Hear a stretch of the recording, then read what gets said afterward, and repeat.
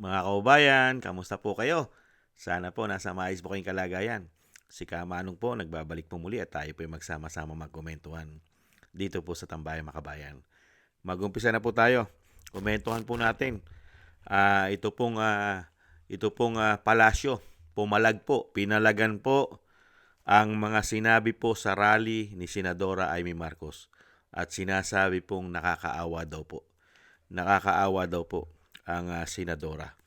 Ayon po yan sa tagapagsinungaling ng palasyo di umano. Umpisa na po natin ang kanila pong sagot. At syempre, sabay banat po sa dating Pangulong Duterte. Ganoon naman po talaga eh. Hindi po ba? Lagi pong hindi mawawala sa kanilang paninira ang mga Duterte. Pakinggan na po natin at panoorin. Napanood po natin mismo, personal, ang nasabing pagsasalita at pagtatalumpati ni Senator Amy Marcos sa INC rally kagabi. At ito po ang komento ng PCO bilang kumakalaban at lumalaban sa fake news. Namutawi kay Senator Amy Marcos ang mga salitang magpapaigting ng galit sa gobyerno. Ang paninira sa Pangulo at sa gobyernong ito. Nakakaawa ang mga obstructionist na tulad ng isang senadora. Nagre-rely, gumagamit ng fake news para makapanira lamang at para kalat ang mga ganitong klaseng maling impormasyon. Pero mas nakakaawa ang mga taong pumalakpak habang nakikinig kay Senator Amy Marcos. Dahil malamang hindi nila alam na ang mga sinasabi ni Senator Amy Marcos ay mga kwentong walang basihan. Nakakaawa dahil malamang ay hindi nila alam na sila ay ginagawa lamang mangmang. Sinabi natin na nadinig natin ang kanyang mga sinabi. Ang unang-una yung bilanggit ay wala daw pakialam ang gobyernong ito. At may binanggit pa siya tungkol sa paggamit ng illegal na droga ang gobyernong ito. Pero ang tanong natin, ngayon ay sigasig ni Senator Amy Marcos na manira sa gobyerno. Samantalang 2019 siya ay senadora na. 2016 siya naman yata ay gobernador. At kilala naman niya ang dating Pangulong Duterte. Nalaman din naman niya na nang umamin ang dating Pangulong Duterte sa paggamit ng illegal na droga. Pinaghandaan po natin talaga ito para maipakita natin kung sino ba talaga ang gumagamit ng illegal na droga sa panahon na siya ay Pangulo na. Pero sa mga pag-amin na ito ni dating Pangulong Duterte, tumahimik siya at wala siyang anumang pintas. Maliban pa dyan, bakit natin sinasabi na walang basihan ang kanyang mga sinasabi? Dahil pinag-iigting niya ang galit sa mga farmers at mga mangingisda na mga kababayan natin at sinasabing walang tulong na pinapaabot ang gobyerno. Hindi natin alam kung Senator Amy ay nagbubulag-bulagan o talagang pinipikit lamang niya ang mata niya sa katotohanan para magamit siya sa paninira sa gobyernong ito. Marami na po ang naipaabot na tulong ang ating gobyerno, lalong-lalo na sa ating mga magsasaka at sa mga mangingisda. Ilan lamang ito sa ibibigay ko sa inyo na mga ebidensya. June 30, 2026, 186 Pangasinan fisherfolk received livelihood grants. Bago lamang po ito. So nakakataka kung bakit hindi po yata updated si Senator Amy Marcos sa mga pangyayari, sa mga programa ng gobyerno. At April 12, 2026, PBBM strengthens support for farmers and fisherfolk. So ano po ang kanyang basihan sa pagsasabing hindi tumutulong ang gobyerno sa mga magsasaka at sa mga mangingisda natin? At ito pa po, June 12, 2026, PBBM Food Assistance Program reaches 703 Camiguin farmers, fisher folk. So, hindi po ba mas nakakaawa ang mga taong nakikinig sa kanya? Dahil kung hindi magkakaroon ng pagsusuri ang mga nakikinig, ay talagang mananatili silang mangmang sa katotohanan. At meron pa po siyang nasabi patungkol sa nagkukunwaring hindi nakikita ang sambuntong na ebidensya ang dose-dose ng testigo. Itong baha at flood control na lulunod sa atin lahat. 2019, naging senadora si Senator Amy Marcos. 2020, uulitin natin. Umamin si dating Pangulong Duterte na marami siyang ghost projects. 2018, Nakita niyo po mga kabayan, talagang lagi po yan nandyan sa dating Pangulo.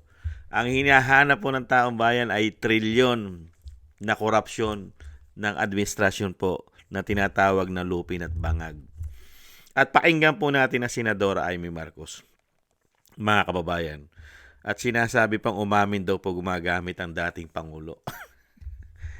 Hindi ba yun biro? Biro niya yun. At kung talagang yan ay gumagamit, sa tingin mo, nahandun siya sa ICC ngayon? Sa tingin mo, hindi siya nakuhanan ng duguron? Unbelievable.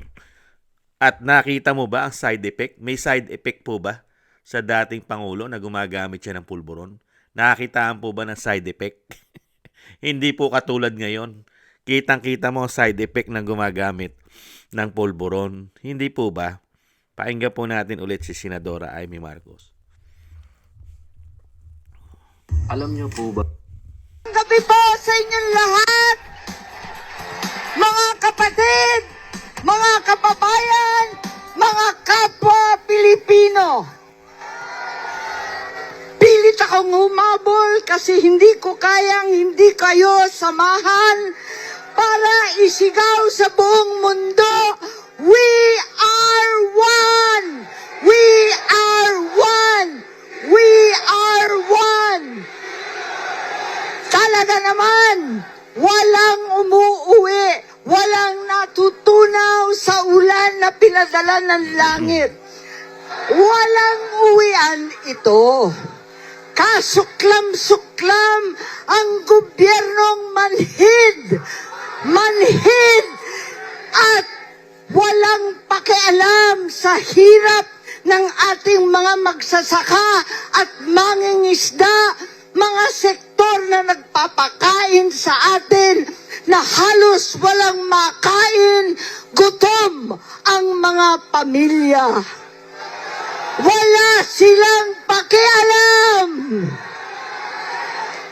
Gobyernong tulog, lasing sa kapangyarihan, sadyang pipiliin pa bumiyahe, makihalubilo sa Canada, sa mga dayuhan sa Amerika, habang ang Pilipino ay nagturusa sa gasolinang hindi abot kaya, pagkaing ginintuan at napakahirap na buhay.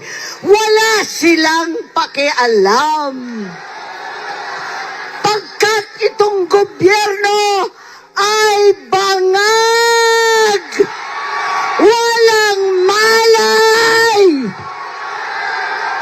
nagkukunwaring hindi nakikita ang sambunton na ebidensya, ang dose-dose ng testigo, ang 18 higit pang mga Marines.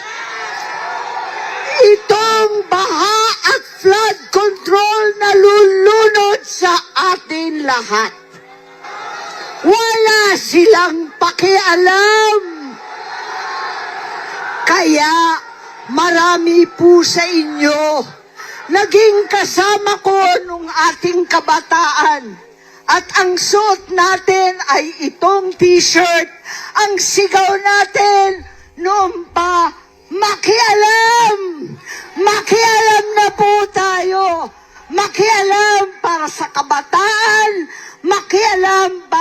kinabukasan makialam para maibalik ang katotohanan sa ating lipi. Panahon na maibalik ang katarungan, ang hustisya na hindi buktot at binabaluktot ang batas at saligang batas. Katarungan na pantay-pantay sa mahirap at mayaman. Katarungan na walang sino-sino, na walang pinipili na kaalyado o kalaban daw. Katarungan na naiiba ngayon para sa senador at sa mga pinsang buo. Katarungan para sa lahat ng Pilipino. We are one! Yan po mga kababayan. Ang problema po ba ng bansa ay sa mangingisda lang? Mga kababayan, sa mga farmers lang po ba ang problema ng bansa? Wala po bang problema ang bansa sa kahirapan, sa nagmamahalang bilihin, sa nagtataasang gasolina, sa nagtataasang bayad natin sa kuryente, at sa kawalan ng trabaho, bagsak na inflation, bagsak na ekonomiya? Hindi po ba problema yan, mga kababayan? At yung sinasabi ng tagapagsinungaling ng Malacanang, mga kababayan, mas paniniwalaan po ba ng taong bayan yung napwesto po sa Malacanang na hindi po niya nakasama ng buong buhay niya halos ang tinatawag na bangag ng kanyang ate? Pagdating po sa bisyo ng pulburon, di hamak, mas alam ng ate ang kalikaw ng bituka ng tinatawag niyang kapatid na bangag. Ikumpara po natin dito sa kailan lang nakasama ang tinatawag na bangag at nabigyan ng posisyon sa gobyerno at nabigyan ng napakalaking budget ang opisina na hindi bababa sa 2.7 billion per year di umano. Sige nga, sino paniniwalaan ng taong bayan? Yung nasa posisyon na napalaking pakinabang ang tinatamasa ngayon? O itong kapatid na halos magmula pagkabata hanggang sa pagtanday magkakasama na sila? Hindi po ba? Pagdating po sa issue ng pulburon, mas paniniwalaan ng taong bayan si Senadora Amy Marcos kaysa po sa tagapagsinungaling na ang layunin lang naman ay pakinabang di umano.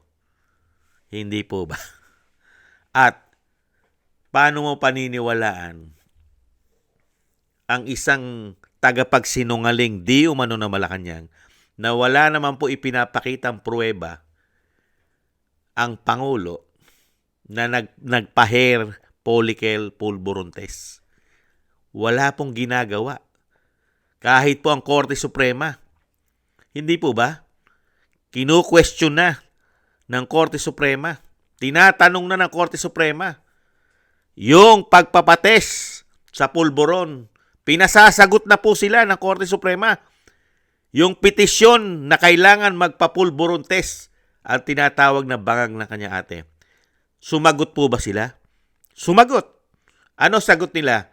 Hindi gagawin ng Pangulo na magpa-pulburon test. Hindi gagawin. At yung sinasabi po kay dating Pangulong Duterte umamin, mga kababayan, lalagyan mo ng logic yun. Kailan po ba umamin na gumagamit ng pulburon ng isang tao na gumagamit? Nakakita na po ba kayo na mga gumagamit na mga high-end na tao, mayayaman tao, na sila'y umaming gumagamit? Wala. Lalo-lalo sa mga politiko. Meron po bang umami sa mga politiko na gumagamit sila ng pulburon? Real talk. Wala. Bakit nasabi ni dating Pangulong Duterte sa kanyang mga statement na siya'y gumagamit. Hindi po ba may logic yon? Kaya niya nasasabing siya'y gumamit ng pulburon dahil hindi totoo yon. Kasama yon sa mga biro niya. Dahil alam naman po natin ang dating Pangulo'y mabiro. Yun yung kanyang karisma. Karisma niya yun mabiro siya. Palamura pa nga Palamura pa, di ba? Kaya kung lalagyan mo ng logic, kailanman ang mga taong gumagamit ng pulburon, hindi umaamin yan. Kahit pitpitin mo ang yag balls niyan. Bakit si dating Pangulo umamin? Dahil hindi nga totoo. Di po ba? Gumagamit ako ng pulburon. Di po ba? Sasabihin mo ba yun kung talagang gumagamit ka? Dahil yung Pangulo ngayon, hindi niya masabi na hindi siya gumagamit. Hindi nga siya umaamin Hindi po ba? Hindi nga siya umaamin na hindi siya gumagamit. Di ba? Puro no. Malalaman mo lang yan pagka pinatest mo yan. Si dating Pangulong Duterte, madaling itest. Pinakulong, pinatapon nila yan sa The Hague, sa Netherlands. Di ba? Madaling ipatest. Pwede nila kuhanan agad ng buhok yun. At hindi kikibo si dating Pangulong Duterte. Di ba? Dahil kontrolado nila kung talagang gumagamit yun. Etong isa, napakaswerte nga nitong Pangulo natin ngayon na tinatawag ng bangag ng kanyang ate. Kasi, yung ating mga men in uniform, okay lang sa kanila. Okay lang po sa men in uniform na meron silang commander-in-chief na gumagamit ng pulburon. Okay lang po sa kanila yon. Kahit mismo yung kapatid na nagsasabing bangag yan, okay lang po sa mga men in uniform na meron silang commander-in-chief na gumagamit ng pulburon. Tanggap na tanggap nila yan. Dahil yata sa mali-maletang pakinabang din, di umano. Kaya yung sinasabi pong tinutulungan daw po yung mga farmers saka magsasaka, mahihiya naman kayo sa mga balat ninyo. Kung hindi nyo tutulungan kahit papaano mga farmers at magsasaka, nakakahiya naman, ang laki ng budget ng bansa. Mahigit 6.8 trillion. Wala ka malang tutulungan ng mga farmers? Mahiya naman kayo. Di po ba? Pinakamalaki sa kasaysayan ng bansa na kayo ang nagpopondo, nagbabudget ng napakalaki. Katulad po sa susunod na taon, 7.2 trillion ang plano nila. Ubod ng laki. Tapos wala kang magagawa. Kahit papaano hindi ka tutulong. Lalong-lalo sa magsasaka. Nakakahiya naman kayo. Di po ba? Bakit hindi nyo masagot ang malawa ang korupsyon na sinasabi na mismo ng Korte Suprema? Ang pera ng bansa, ang pondo ng bansa ay inilipat sa mga unprogram. Tinanggalan ng pondo ang mga programa ng gobyerno. Bakit hindi nyo masabi? At paano maniniwala ang taong bayan sa inyo? Auntie Claire, bagsak na nga ang approval at trust rating ng Pangulo sa mga survey company na kontrolado pa yata ninyo, di umano. Bagsak na nga Negative na. Di po ba? Saan ka kukuhan? Saan ka makakita ng magandang ginawa at trabaho ng Pangulo kung ito'y puro negative? Pagka negative, hindi nasisihan ng Pangulo sa trabaho niya. Kaya nga negative Unang-una, ang korupsyon, mag-iisang taon na. Hanggang ngayon, wala pang lupin na napapakulong. Yung pinaka-ulo, malayang-malaya, makapag-a-abroad pa yata. Makakapunta pa yata ng Canada. Hindi kaya? At dyan mo makikita mga kababayan. Yung kapalpakan at isang damukal na issue ng korupsyon, mabilis nilang naidadivert sa mga Duterte. Lagi po nakakakambyo. Kakambyuhan agad. Pagka sila na po ay maiipit, antimano, may sagot na agad. Duterte pa rin ang may kasalanan. Duterte pa rin ang masama. Duterte pa rin ang korap. Korupsyon pa rin sa Duterte. Samantalang sa panunungkulan nila, trilyon-trilyon ang hinahanap ng Pilipino at daan-daang bilyon ang pera na hinahanap ng mga Pilipino na taxpayer money. Hindi po ba? Yan po mga kababayan, si Auntie Claire na tinatawag na garbage in, garbage out ng Vice President at tinatawag ni Atty. Harry Roque na nag-iisang reyna ng mga fake news. At tinatawag din pong tagapagsinungaling ng Malacanang di umano dahil sa isang damukal na pakinabang daw ng taong yan. At sino po ang paniniwalaan ng taong bayan ng mga nag-iisip? Ang isa bang Amy Marcos? O ito pong nalagay lang sa posisyon at isang damukal ang pakinabang na nakukuha ngayon di umano? Sino po ang paniniwalaan? At nakikita naman sa itsura kung sino ang gumagamit at hindi pagdating sa pulburon. Hindi po ba? At kitang-kita ng taong bayan kung sino ang takot na takot at ayaw na ayaw magpapulburon polycale test. Alam na po ng taong bayan niya kung sino takot na takot. Hindi po ba? May kinatatakutan. Maraming salamat po sa nagusto po ng ating tambayan mga kabayan sa YouTube at TikTok. At ganoon din po sa ating mga subscribers. At sa mga nagko-comment, like, share, and subscribe. At patuloy po nagsusubscribe. Shoutout po sa inyo lahat. Maraming salamat po sa inyo. At maraming salamat din po sa mga nagbibigay po ng tulong at biyaya. Shoutout po sa inyo lahat. Thank you po. God bless po sa inyo lahat. Muli po, ingat-ingat po tayo. Bye-bye.